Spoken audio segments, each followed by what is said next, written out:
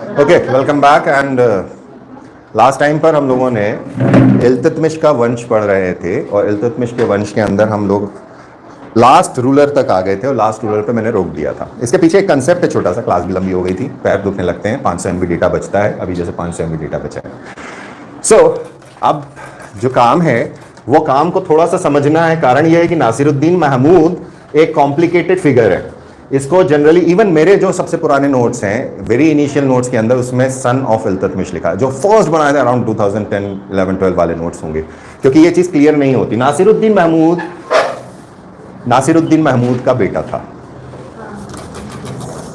और वो इल्तुतमिश का पोता था। तो ये क्यों इंपॉर्टेंट हो जाता है नाम? क्योंकि ये कॉम्प्लिकेटेड सिचुएशन है और ये मेंस में या प्री में पूछी जा सकती है कि नासिरुद्दीन महमूद किसका बेटा था। सो अगला जो रूलर है नासिरुद्दीन महमूद, इसके पहले वाले रूलर्स के अंदर एक काम हुआ था जहां पर एक डी फैक्टो रूलर बना दिया गया था। नायब नाम की पोस्ट बना दी गई थी, याद है?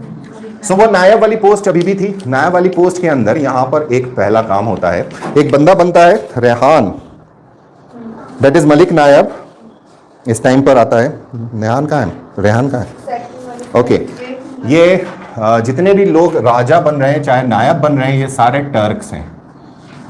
और जिस तरह से जाति प्रथा हमारे यहाँ दिखती है, उसी तरह की प्रथा इनमें भी थी। They were not egalitarian as I perceive them. They have a hindrance towards Indians and towards Indian Muslims also. तो इसको मुस्लिम रूल कहना या मुस्लिम्स वेयर बेटर ऑफ, वो गलत है। इंडियन मुस्लिम्स को, जो कन्वर्टेड मुस्लिम्स थे, जो मेजॉरिटी फॉर्म करते थे, वो इस टाइम पर पॉलिटिकल सिस्टम या एडमिनिस्ट्रेटिव सिस्टम के अंदर हायर पोस्ट में नहीं बैठते थे। तो पहला नाम हमें यहाँ पे मिलता है, नायब बनता है by the name of Rehan. अब ये रेहान जब बनता है तो दूसरा एक और बंदा था जो चालीसा का हेड हुआ करता था, by the name of Balban. ये बलबन इसके अगेंस्ट हो जाता है। बलबन अपनी आर्मीज कलेक्ट करता है और फोर्स डालता है, तो अल्टीमेटली नासिरुद्दीन महमूद रेहान को हटा देता है। सो पहला इंडियन कन्वर्टेड मुस्लिम जो पावर में आ रहा है एज अ प्राइम मिनिस्टर और a chief minister is Rehan, पहला। नाउ दूसरा एक और कंसेप्ट यहां पर कॉम्प्लिकेटेड है, जिसके अंदर हम बात करते हैं नासिरुद्दीन महमूद की।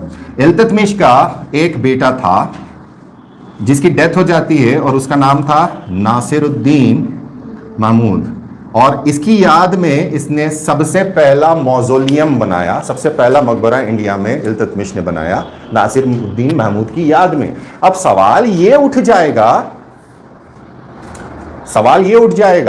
कि यार नासिरुद्दीन महमूद तो बाद में 8वें नंबर का रूलर है, वो रूलर है और इल्तुतमिश तो मर चुका है, तो मरने के बाद कैसे मकबरा बनाया? ये कंफ्यूज करता है। सो नासिरुद्दीन महमूद जो अब राजा बन रहा है, ये इसका बेटा है, और चूंकि इसकी डेथ हो गई, इल्तुतमिश के टाइम पीरियड पे डेथ हो गई, सो इल्तुतमिश ने इसके बेटे को अपने ग्रैंडसन का नाम यही रखा, and he came to the throne. अब इसके कुछ रिलेशनशिप्स थी बलबन के साथ। ये ग्रैंडसन था इल्तुतमिश का और साथ ही साथ में बलबन का दामाद भी था। So he sun in law of Balban. अब बलबन ये 20 साल तक राज करेगा, काफी लंबा टाइम पीरियड है इसका कंपैरेटिवली, 1246 से 1266 तक। तो 1246 टू 66, ईयर करेक्ट कर लेना, पहले भी ईयर गड़बड़ हुई है। 1246 टू 66 इसका राज है, और बलबन इस टाइम पर डी फैक्टो रूलर है। सो ये राजा साहब क्या करेंगे? बलबन डी फैक्टो है, ये क्या है? डिजियोर है। डिजियोर मतलब नाम मात्र का, नॉमिनल हेड है। तो नॉमिनल हेड है तो कुछ तो करेंगे। तो इनका काम था टोपी सिलना। ये सरकारी खजाने से पैसा नहीं लेता था, ये अपना पैसा टोपी सिल के बनाया करता था, कमाता था। So he was the first person जो टोपी सिल के अपना पैसा कमाता था। Aurangzeb is second. ये दो ऐसे रूलर्स हुए हैं जिन्होंने सरकार के प्रति अपनी वफादारी दिखाई है कि सरकार के अंदर करप्शन नहीं होना चाहिए, मतलब सरकारी पैसे से हम अपना वो नहीं कमाएंगे। औरंगजेब के बारे में कहा जाता है कि उसके 2 दिए होते थे। एक दिया सरकारी काम करते टाइम सरकारी पैसे वाले तेल से जलाता था, और एक अपना पर्सनल काम करते हुए अपने पर्सनल पैसे से। सो अलग अलग है फिलोसॉफी। ये भाई साहब संतों में बैठा करते थे, ऋषि मुनियों में बैठा करते थे। तो अकबर का प्रीडिसेसर है, जहां ये साधुओं में और संतों में ज्यादा घूमता था, इसलिए इसका नाम दिया गया दरवेशी किंग। अगला नाम आता है इसका दरवेशी। ये इसके खासियतें हैं थोड़ी सी। एडमिनिस्ट्रेशन बलबन के हाथ में पावर है, चालीसा का लीडर है। बलबन ने इस टाइम पर मलिक नायब की भी पोस्ट ले रखी थी, ही वॉज डिफैक्टो रूलर। यहाँ डिफेक्टो की जगह डिफेक्ट लिखा हुआ है, और गायब है। और उसने यहाँ पर छतरी का यूज करना चालू कर दिया कि राजा जा रहा है तो उसके साथ एक छत्र चलेगा, जैसे छत्रपति। छत्रपति का मतलब होता है एक इंसिग्निया है कि सामने वाला चल रहा है तो अम्ब्रेला लेके चल रहे हैं। ऐसा वाला नहीं है कि बोरिस जॉनसन का तेज हवा में अम्ब्रेला उड़ गया। बहुत सारे आजकल के खुद ही अपना छतरी संभाल के चलते हैं, तो दैट इज इंसिग्निया, छतरी। साथ ही साथ में इस टाइम पर बलबन की जो प्रॉब्लम्स थी वो प्रॉब्लम्स थी नॉर्थ और नॉर्थ वेस्ट से आने वाले मंगोल्स। मंगोल्स इस टाइम पर बहुत बुरा परेशान करते हैं, और जो मंगोल्स का परेशानी बढ़ती जाती है तो ये एक्टिवली डिफीट करता है उन सबको, और यहां उसको टाइटल मिलता है बड़का खान। क्या टाइटल है? हाँ, उलुग खान, ये टाइटल है, इट्स नॉट अ नेम। और ये बहुत सारे सुल्तानों में आपको मिलेंगे बड़का Khan. Khan is a title, Khan is not a surname. Khan का मतलब होता है लीडर। चिंगिस खान, खान नहीं था, सरनेम नहीं था, लीडर था। उसने सारी मंगोल ट्राइब्स को एक किया था, इसलिए उसका वो टाइटल था। असली नाम तो उसका तेमुजिन था।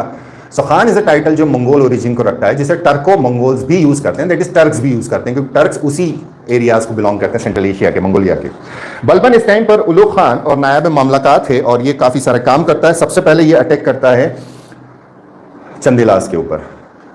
चंदेलास की हिस्ट्री आने वाले वक्त में पढ़ेंगे हम लोग, कंटिन्यूम में पढ़ेंगे। एक्चुअली कल्चुरीज, चंदेलास और परमार्स, इनको हमको करना है जो सल्तनत पीरियड में अलाउद्दीन खिलजी के टाइम पीरियड तक रहेंगे। तो अलाउद्दीन खिलजी यानी खिलजी वंश खत्म करने के बाद हम ये वाला काम करेंगे, एमपी की इस टाइम की हिस्ट्री।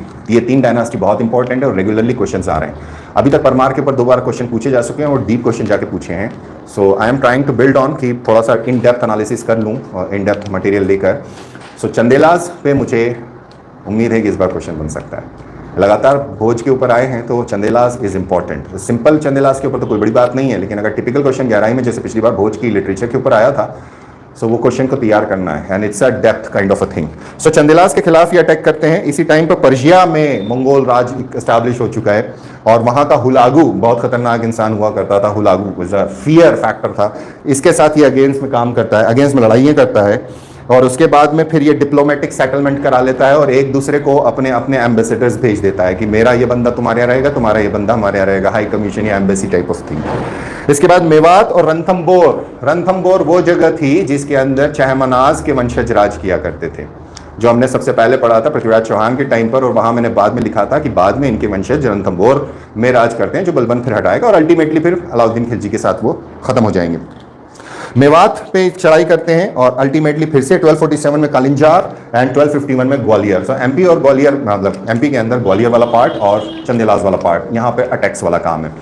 टर्क्स एंटर करे थे, याद करिएगा, कुतुबुद्दीन ऐबक के टाइम पर ग्वालियर किला सरेंडर कर दिया गया था। जब वापस से वो मरता है, आराम आता है, आराम के टाइम पर वापस रीऑक्यूपाई हो जाता है। इसी तरह से कालिंजार का किला था जो कुतुबुद्दीन ऐबक को दे दिया गया था, बाद में फिर से चंदेलास उसके ऊपर ऑक्यूपाई कर लेते हैं। सो फोर्स जब तक स्टेबल नहीं होगा तब तक वो काम आगे नहीं होगा। अभी बलबन को ये मालूम है बहुत अच्छे से कि ये राजा मेरा पपेट है, राजा की तरफ से मुझे कुछ नहीं करना, जो कुछ होगा उस राजा के ऊपर होगा। सो बलबन अपने पावर को यहाँ असर्ट करना शुरू करता है as a prime minister, as a नायब मामलाकात।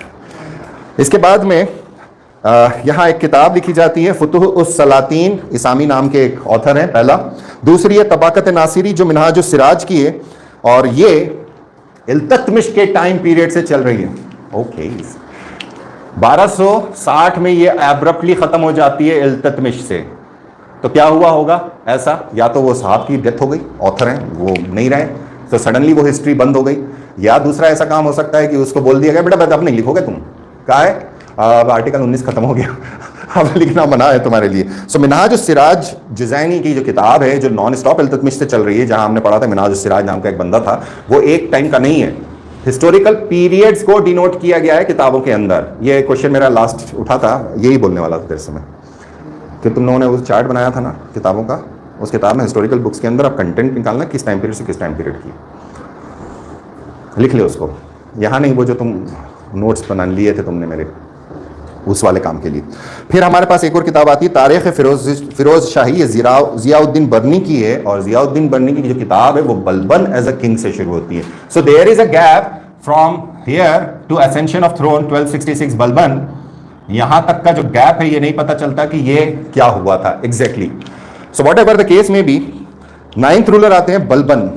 बलबन देखिए, एक पहला बंदा है कुतुबुद्दीन ऐबक। कुतुबुद्दीन ऐबक को इसलिए हम ज्यादा नहीं ले सकते क्योंकि उसने एडमिनिस्ट्रेटिव कुछ नहीं किया। उसने क्या काम करा, एक स्कॉलर 2 स्कॉलर रख लिए अपने पास, 2 मस्जिद बना दी, एक तो मीनार बना दी, पोलो खेल लिया, थोड़ा बहुत इधर उधर लड़ लिया। Real establishment of power Iltutmish से दिखना चालू होता है। इल्तुतमिश 26 साल का राज है, 1210 से 1236 है ना, 1211 से 1236 है, यही है ना। सो 35 साल समथिंग, 35 साल का उसका राज है। नहीं, 26 साल का 1210 से 1236 ना। तो 10 है कि 11 है, वट एवर यार, चलो 26 मतलब वट एवर, हाँ 25 26 27 साल जो भी रहा हो। बलबन को इस टाइम पर पावर मिल चुका है, लेकिन ये प्योर पावर ऐसा वाला नहीं कि मैं ही राजा हूं, मेरा ही पावर है। बोले राजा तो तू है, पावर मेरे पास है। तो यहाँ पर 20 साल का जो टाइम पीरियड है, अपार्ट फ्रॉम उस टाइम पीरियड को हटा दें जब इसको हटाया गया था रेहान की वजह से, यहाँ ये अपने आप को असर्ट कर चुका है। इसको बारीकियां पता हैं कि क्या होता है। इसने याद करना, हमने एक बात करी थी, कैथल के अंदर एक हत्याकांड हुआ था जिसमें रजिया को टपका दिया गया था। सो रजिया को जब मारा गया था, उसके अंदर जो कंट्रोवर्सी थी या उसके अंदर जो षड्यंत्र रचा गया था, उसमें बलबन शामिल था। बलबन बाद में इसके पहले वालों को हटाने में भी शामिल था। कंट्रोवर्सीज हैं कि बलबन वॉज देयर। सो बलबन को मालूम था कि षड्यंत्र होते हैं। ये भी कहा जाता है कि नासिरुद्दीन महमूद की हत्या, ये जो नासिरुद्दीन महमूद है, इसको भी मारा गया था और इसके पीछे भी बलबन का हाथ था। May be may not be. So Balban को बहुत अच्छे से मालूम है कि षड्यंत्र चलते हैं। सो अब उन षड्यंत्र से राजपाट को सही करना जो इल्तुतमिश ने शुरू करा था, चालीसा था, वो फर्स्ट अमंग इक्वल की तरह काउंसिल ऑफ मिनिस्टर्स में बैठा करता था। बलबन क्या करता है, सबसे पहला काम कि मुझे अपने जो राजा है, राजा की जो प्रेस्टीज है, जो इल्तुतमिश और उसके बाद वालों ने खत्म कर दी थी, वन अमंग इक्वल्स, कि सारे नोबल्स हैं, हम भी आपके साथ हैं, वो सब एक साथ नीचे बैठे हुए हैं, राजा की कोई अहमियत नहीं है। That is superiority of the king was absent. Balban tried to reassert that fact कि हाँ मुझे राजा की वो चीज चाहिए। सो पर्शियन कैरेक्टर जो पहले इंट्रोड्यूस करने की कोशिश की गई थी कि राजा का कुछ होना चाहिए, उसको ये लेकर आता है।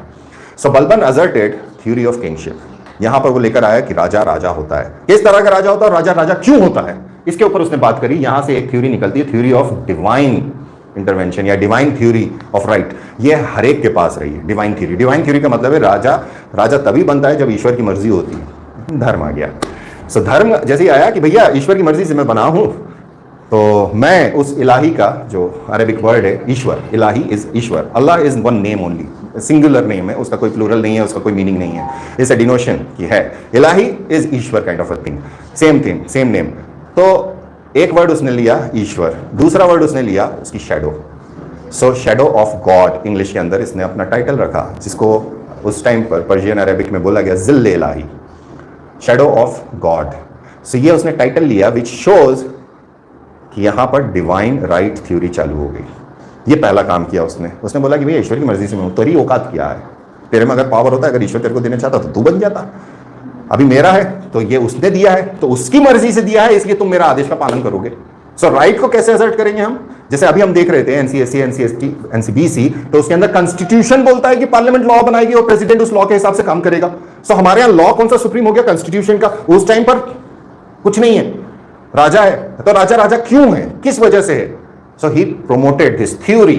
ये थ्योरी है, भाई ईश्वर है, तुम मानते हो ईश्वर है, हाँ है साहब, भाई ईश्वर की मर्जी तब मैं पावरफुल हूं, तब मैं ताकतवर हूं, बोले हाँ साहब। यहां से ये थ्योरी निकल कर आती है and it form the basis of his empire. फिर इसने जो खलीफा थे, उन खलीफा के साथ इसने कांटेक्ट रखे, फोन लगाया, hello how are you, I am fine thank you, how do you do, give me one title. वहां से इसने सुल्तान से एक टाइटल ले लिया। उस टाइटल का नाम था सैयदुस सलातीन। ये गयासुद्दीन बलबन के नाम से राजा का बैठता है। 1266 से 1287 तक 21 साल तक राज करता है। सो अप्रॉक्सीमेटली इसका जो टाइम पीरियड है दैट इज 40 ईयर्स। और 40 साल बहुत लंबा टाइम पीरियड होता है। पहले के 20 साल एज अ प्राइम मिनिस्टर और बाद के 20-21 साल एज अ रूलर। ये पहला काम था इसका। असली नाम बहाउद्दीन है, टाइटल इसको उलुग खान दिया गया था। इसको सबसे पहले मंगोल लोगों ने कैप्चर कर लिया था और बहुत सारा बेचा गया। लास्टली इसको इल्तुतमिश ने खरीद लिया। इसको फिर इसके इंटेलेक्ट को देखते हुए इसको 40 का मेंबर बना दिया। नोबल्स में आ गया, नोबल्स में आया, धीरे धीरे उसका लीडर बन गया। दैट इज आमिर शिकार, रजिया के टाइम पर था जब रजिया की हत्या होती है, और फिर बाद में सुल्तान का प्राइम मिनिस्टर बन जाता है। Then he himself projected himself as a descendant of a Persian warrior. एक पर्शिया के अंदर एक कहानी चला करती थी अफरासियाब की कि बड़ा खतरनाक काइंड ऑफ अ वॉरियर हुआ करता है, लेजेंडरी जिसे कहते हैं, तो मैं उसका वंशज हूं। वहां से उसने अपना सेल्फ का भी प्रमोशन कर दिया कि मैं सिर्फ एक स्लेव नहीं हूं, आई एम समथिंग डिफरेंट। और फिर इसने एक और टाइटल लिया, हेल्पर ऑफ द खलीफ। और ये वाला टाइटल का नाम मिलता है गढ़मुक्तेश्वर टेम्पल इंस्क्रिप्शन से कि I am helper of the खलीफा का मददगार हूँ। और इसको कहा जाता है कि he is next to Iltutmish. Iltutmish को कहते हैं रियल फाउंडर ऑफ सल्तनत, दिल्ली सल्तनत। इसको कहा जाता है कि he really put the Prestige into that सल्तनत। इसके पहले सल्तनत इज काइंड ऑफ इसको मारना उसको मारना है, षड्यंत्र वाला काम है। सो कुछ चीज़ें इन्होंने चालू करी, जिसमें से एक चीज़ ये बोली कि जिल्ले इलाही थी। साथ ही साथ में जिल्ले इलाही कैसे आएगी, तो एक और कंसेप्ट इसने निकाला था जो इसने रिसीव किया था, रेसिपिएंट ऑफ डिवाइन ग्रेस, कि मेरे पास ईश्वर की ग्रेस है, मेरे पास उसकी मेहरबानी है। इस वजह से इसका उसने नाम दिया था निबायत ए खुदाई, और इनकी वजह से इसने अपना टाइटल धर लिया। अपन भी धर लें जिल्ले इलाही। अगली चीज जो इसने काम करना चालू करा, इल्तुतमिश का अगर ध्यान देंगे तो इल्तुतमिश के पास एक करप्टेड फॉर्म आया था। इल्तुतमिश ने थोड़ी कोशिशें करी उसको सुधारने के लिए। सबसे पहला काम जो उसने करा, सुधार लाने के लिए, एका करने के लिए चालीसा बनाना। बलबन को उस चालीसा की कमियां दिखने लगी। सबसे पहला काम करा उसने चालीसा खत्म कर दिया। अब एकदम से खत्म तो कर नहीं सकता था, नोबल्स बहुत पावरफुल हो चुके थे। We are talking about 1266, 1206 Qutbuddin Aibak, and 1266 60 साल हो चुके हैं आज़ादी। तो इतने टाइम में बहुत सारे चेंजेस आ चुके थे। तो ये जो चेंजेस थे, इन चेंजेस के अंदर चालीसा ऐसी ऐसी हरकतें करता था जिसमें राजा को पलटना है, राजा के ऊपर दबाव बनाना है। तो इसने एक पॉलिसी को अपनाना चालू करा। इसने उसका मतलब हम लोग उसको बुलाते हैं blood and iron policy. Blood and iron policy का मतलब होता था कि कोई भी हो, कितना ही बड़ा नोबल हो, अगर उसने गलती करी उसको सजा देना है। और सजा कैसी देनी है, जरा सी गलती के ऊपर खतरनाक वाली सजा देनी है। तो बहुत सारे नोबल्स को उसने टांग दिया, मतलब मार दिया, फांसी लगा दी। बहुत सारे जो नोबल्स हैं उनको सरेआम कोड़े लगवा दिए। एक गलती है लगाओ कोड़े, उसमें भी मर गए कुछ लोग। बहुत सारे लोगों को एग्जाइल में भेज दिया। So that was his policy of blood and iron. मुझे ख़त्म करना है आज, सो बच रहा है डाटा।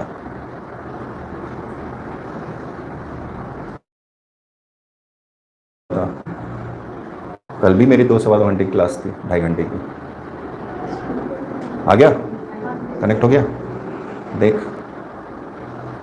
हाँ कनेक्टेड, हाँ हो गया, थैंक यू। ओके, सो चालीसा तोड़ दिया इसने। चालीसा तोड़ने के बाद इसने अपने जो राजा की प्रेस्टीज होती है उस प्रेस्टीज को सिग्निफिकेंस देना चालू करा।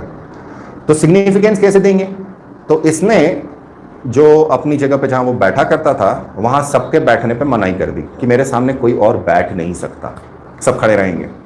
और हमारे यहाँ उल्टा होता है, हम खड़े रहते हैं, सब बैठे रहते हैं। बलबन भैया ने पहला काम करा कि आप मेरे पास जब आओगे तो जैसे ही दरबार में आप घुसोगे, तो पहले तो उसने दरबार बड़ा शानदार बनवाया। इसके नाम पर यह कहा जाता है कि made red palace. Red fort हमें मालूम है, लाल किला, लाल महल बलबन का है। सो रेड पैलेस इसने बनवाया था। और जब आप उसके दरबार में घुसते थे तो दरबार में शान और शौकत वाली चीजें रखी गई थी कि आदमी ओम वाह वैसा वाला काम था। बैठना की मनाही हो गई, खड़े रहेंगे। और जब आप घुसेंगे दरवाजे के अंदर तो सबसे पहले आप मत्था टेकेंगे हमारे सामने। उसके बाद फिर जब आप राजा के पास आएंगे तो राजा के चरणों को चूमेंगे। तो ये दो क्या, अरे नाम मुझे मालूम है, इसको क्या बोलेंगे, ये दो चीजें लेकर आया था पर्शिया से। सजदा का मतलब है माथा टेकना, जो अक्सर सिर्फ धार्मिक स्थानों पर होता है, वो तो मुझे भी पता है, उसका एक पर्टिकुलर नाम होना चाहिए, ट्रेडिशंस, पर्शियन ट्रेडिशंस हैं ये। तो सजदा वो हो गया। पैबोस का मतलब है पैरों को चूमना।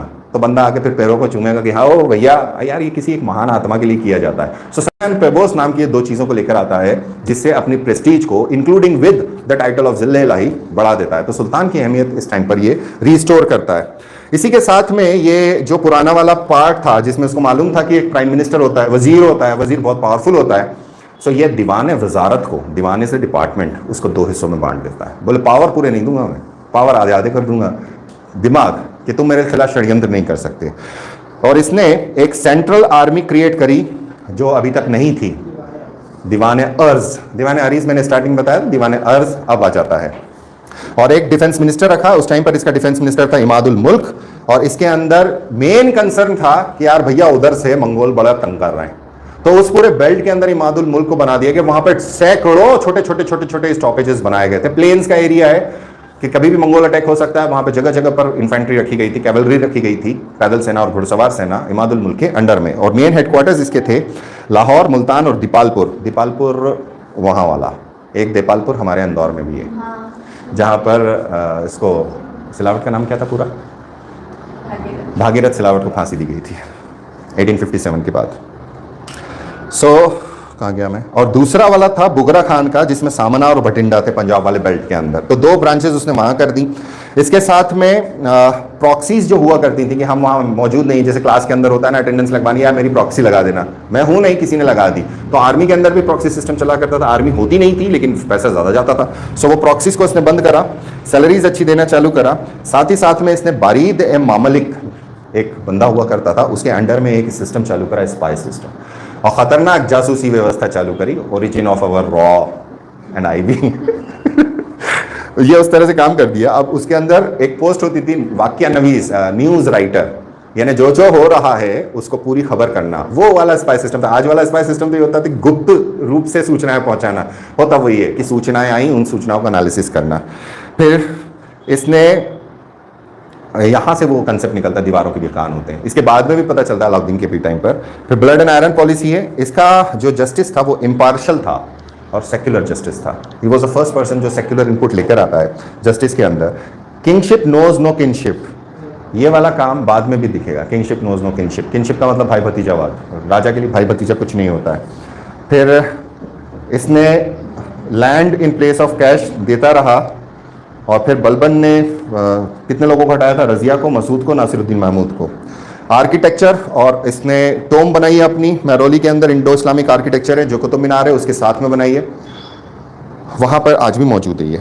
और सबसे पहली बार इसने डोम आर्किटेक्चर का इस्तेमाल किया। Balban is known for his dome architecture, जो गुंबद नुमा आर्किटेक्चर है। इसने लाल पैलेस बनवाया था। लाल पैलेस बेसिकली निज़ामुद्दीन के पास में है, और इसमें चूंकि गर्मी बहुत होती थी, गर्मी आज भी बहुत होती है, सो बेसमेंट में उसने कमरे बनाए थे और नीचे हॉल्स बनवाया था पानी का। बेसमेंट ठंडा रहता था नेचुरली कंसेप्ट के ऊपर। आज हालत बहुत ख़राब है इसकी। देन कल्चर के अंदर यहाँ नवरोज़ फेस्टिवल स्टार्ट करता है पर्शियन। दारू बंद कर देता है, शराब बंद कर देता है कि तुम नशे में जाते हो, पार्टी वार्टी करते हो और मेरे खिलाफ षड्यंत्र करोगे, बोले दारू ही नहीं पियोगे। ड्रेस कोड लगा देता है कि सब लोग यूनिफॉर्म में आएंगे बच्चों वाली नर्सरी के अंदर। देन खुद भी दारू छोड़ देता है, और किसी भी कंपनी जो रहती थी इनकी अयाशी वाली वो सब बंद कर देता है। इसके पास आमिर खुसरो और आमिर हसन कोर्ट पोएट्स थे। तो आमिर खुसरो यहाँ से शुरू होंगे, 7 राजाओं में जाएंगे, और बहुत लंबा हिस्टोरी का काम है उनका। और आमिर खुसरो को एक टाइटल दिया गया था तूतिए हिंद। आमिर खुसरो के आज एक होमवर्क दे रहा हूँ, आमिर खुसरो के सारे वर्क्स निकालो। कर लिए? तो बहुत सारे तो थका है, पूछ सकते हैं। हाँ, चार्ट ही है वो, करो उसके बाद निकालो। और साथ ही साथ में पर्शिया से ये एक और को बुलाता है शेख सादी। वो पर्शियन कोर्ट पोएट थे इनके, तो कोर्ट के अंदर इसका काम तगड़ा था। साथ ही साथ में मंगोल इन्वेजन बहुत सारे होते हैं, जिसके अंदर बलबन का बड़ा बेटा प्रिंस मोहम्मद मर जाता है। बलबन का बारे में कहा जाता है, बलबन कोर्ट में बैठा हुआ है, खबर आती है कि साहब वो सेना हार गई और आप जो राजकुमार साहब हैं हमारे, जो प्रिय पुत्र था इसका, वो मर गया। ये पूरा काम निपटाता है Balban, but he was devastated by this defeat. यही काम इल्तुतमिश के साथ हुआ था, बट इसके बारे में तो इसने पूरा कोर्ट हैंडल किया। कोर्ट हैंडल करने के बाद जब ये रात को कहा जाता है घर गया, तो खूब रोया, फुट के रोया। तब उसने अपना पर्सनल लॉस निकाला। यहाँ से शो होता है किंगशिप नोज नो किनशिप। इसने, और दूसरे राजाओं के बारे में भी कहा जाता है, इन्होंने ये चिंता नहीं करी कि सामने बेटा खड़ा है, कोड़े लगवाने लगवा दो। Kingship knows no kinship. Then इसने बंगाल को वापस से जीता तुगरिल खान से, और तुगरिल खान को हटाकर अपना दूसरा पुत्र जो था बुगरा खान, बिहार और बंगाल का गवर्नर बना के वहाँ बैठा दिया। अब पहला बेटा मर गया मोहम्मद, तो इसने बुगरा का फ़ोन लगाया, व्हाट्सएप कॉल की थी, वीडियो कॉल, बेटा है ना। अब उसने नहीं कर सकता था, क्यों? फ़ोन तो थे। अब उसने अपने बेटे को बुलाया कि बेटा आजा, मैं मर सकता हूँ, तू राजा बन जाना। बुगरा बोलता है आओ, बिहार में लिट्टी चोखा बढ़िया मिले, बंगाल में माची चावल अच्छा मिले, मैं तो यही खाऊंगा, आप निपटाओ अपने आप को। सो बुगरा खान मना कर देता है। सो अल्टीमेटली इसके किसको बिठाता है? कैक खुसरव को, जो मोहम्मद मर गया था उसके बेटे को, कैक खुसरव को नॉमिनेट कर देता है। बट कैक खुसरव जो है ये इनकेपेबल थे, तो 3 के आएंगे अभी लगातार। ये अकेला जो मंगोल फ्यूरी इस टाइम पे चल रही थी, इस टाइम पे इस्लाम के बहुत सारे इस्लामिक स्टेट हुआ करते थे, मुस्लिम स्टेट्स हुआ करते थे, उसमें सिर्फ दिल्ली सल्तनत ऐसा स्टेट था जिसे फर्स्ट रेट स्टेट कहते हैं, छोटे छोटे नहीं, बड़ा स्टेट था, पावरफुल स्टेट था, जो मंगोल फ्यूरी के सामने टिका था। चिंगेज खान एंटर नहीं किया, लेकिन उसके बाद जो मंगोल अटैक हो रहे हैं इतने खतरनाक, यू कैन नॉट इमेजिन कि मंगोल्स क्या करते थे, you just can not imagine. Timur Lang को हम पढ़ते हैं, तैमूर लंग को मल्टीप्लाई कर दो एक्सपोनेंशियल फॉर्मेट से, मंगोल्स वो करते थे, खेल करते थे वो, आदमी की लाइफ कुछ नहीं थी उनके सामने, एंड दे वे फियर्स, खतरनाक फियर्स फोर्स थी। सो अकेला बचाया इसने, अगर वो घुस जाते तो क्या होता, we don't know. Timur Lang का ही हम आज डिवास्टेशन याद रखते हैं कि यार देखो 1398 1399 वही है ना एक्सपीडिशन, 98-99 खतरनाक था। और इन लोगों के साथ ये था, इन लोगों की एक प्रैक्टिस हुआ करती थी, जितने मारे हैं सबकी मुंडी अलग करो, मुंडियाँ निकालो और मुंडियों के पिरामिड बनाओ, सिर्फ मुंडियों के पिरामिड, और पिरामिड भी छोटे मोटे नहीं, ऊंचे। जब तैमूर लंग आया था 3898-99 वाले बात है, जब तुगलक्स का एंड आ रहा है, जिस फोर्स में वो चल रहा था, जो उसकी चौड़ाई थी, उस चौड़ाई को मल्टीप्लाई कर दो, साफ कर दिया था, बर्न, डेथ, किसी को जिंदा नहीं छोड़ना, मार डालो, लूटो और मार डालो। नेट करके गया ये कैखुसरो को, जो बलबन का ग्रैंडसन था और प्रिंस मोहम्मद का बेटा था 1287 में। इसी टाइम पीरियड पर नोबल्स को लगा कि बोले नहीं यार, ये बच्चा तो बच्चा है, ये मजेदार नहीं है, तो ये क्या करते हैं, बुगरा खान जो बिहार में बैठा है ना, उसका एक बेटा वहां पर दिल्ली में, तो नोबल्स इकट्ठा होते हैं, बोले यार ये बुगरा के लड़के को बना देते हैं। सो कैकुबाद को राजा बना दिया जाता है। सो ये नोबल्स डिस्प्लेस कर देते हैं, जिस नोबल्स को ये मारने की कोशिश करता है बलबन, और सक्सेसफुल भी रहता है, वही नोबल्स रिप्लेस कर देते हैं। अगला राजा that is Kaiqubad, Muizuddin Kaiqubad, incapable था। इसके टाइम पर मलिक बकबक बड़ा नाम हुआ करते हैं, और ये काफी हद तक मंगोल अटैक्स को सस्टेन कर लेते हैं, हजारों को मारते हैं, और धीरे से पावर जो था वो शिफ्ट हो जाता है प्राइम मिनिस्टर निजामुद्दीन के पास में। निजामुद्दीन बेसिकली पुराना एक कोतवाल हुआ करता था फखरुद्दीन, उसका सन इन लॉ था। अब यहाँ इनके बीच में बुगरा खान और कैकुबाद के बीच में कुछ मनमुटाव हो जाता है, तो दोनों की फोर्सेस लड़ने जाती हैं, अयोध्या पहुँचती हैं, अयोध्या के अंदर एक मनमुटाव दूर हो जाता है, बाप बेटे गले मिल लेते हैं बुगरा खान और कैकुबाद, और फिर वापस आते हैं, बोलते हैं निजामुद्दीन तुमने हमारे साथ बुरा काम किया, तुमने हमारे बाप बेटों के बीच में झगड़ा करवा दिया। निजामुद्दीन को जहर देके मार दिया जाता है। तो एक रोड़ा जो था वो अटक जाता है, हटा दिया जाता है, और एक नॉन टर्क को, जो अभी तक टर्क्स चल रहे हैं, अब एक non Turk that is Firozuddin Khilji, इसको बड़ी पोस्ट पे बिठा दिया जाता है। So Firozuddin that is Jalaluddin Firoz Khilji, ये कमांडर इन चीफ बन जाता है और बुलंदशहर का लॉर्ड बन जाता है। और कोर्ट के अंदर पंगा शुरू हो जाता है, जो अभी पहले बोल रहा था मैं, ये टर्क्स थे, वो दूसरा उनके सामने कोई काम नहीं कर सकता था, तो खिलजीज के खिलाफ कोर्ट दो हिस्सों में बढ़ जाता है। एक हिस्सा रहता है खिलजीज के साथ, दूसरा हिस्सा रहता है टर्क्स के साथ। आपस में मनमुटाव, आपस में षड्यंत्र, वो वाला काम चालू हो जाते हैं, और धीरे से टर्किश नोबल्स जो हैं, और कैकुबाद को इस टाइम पर पैरालिसिस अटैक आ जाता है, बोलता है मैं कामकाज नहीं कर सकता हूँ, ठीक है कोई बात नहीं। तो कैकुबाद का बेटा, बुगरा खान का पोता, ग्रेट ग्रैंडसन ऑफ बलबन, उसको राजा बना दिया जाता है बाय द नेम ऑफ कै उमर। कै उमर अब इस टाइम पर जो टर्किश नोबिलिटी थी जिन्होंने उसको बनाया था, वो जलालुद्दीन को मारना चाहते हैं, और जलालुद्दीन के साथ इनकी एक बैटल होती है। जलालुद्दीन उस फोर्स को हरा देता है और कैकुबाद का रीजेंट बन जाता है, यानी बच्चा है, मैं इसके नाम पे शासन करूंगा, डिफैक्टो मैं रहूंगा, डिजियोर वो रहेगा।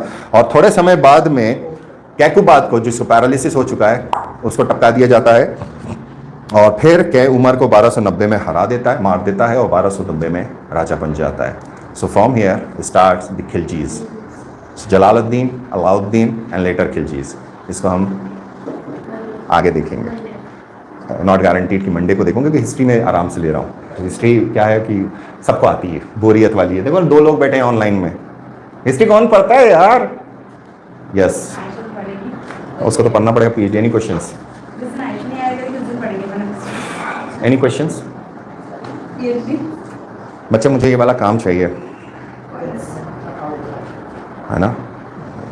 मतलब ये तुम लोग यहाँ काम जो करते हो, वो मैंने एक फाइल तुमको बोली थी बनाने को, या फाइल के अंदर यहीं का काम यहीं रखा करो, इसको है ना बाहर एक जगह पे रखो वो फाइल, क्योंकि सैटरडे संडे पर क्लीन अप कर देते हैं पूरी चीज़ें हटा के।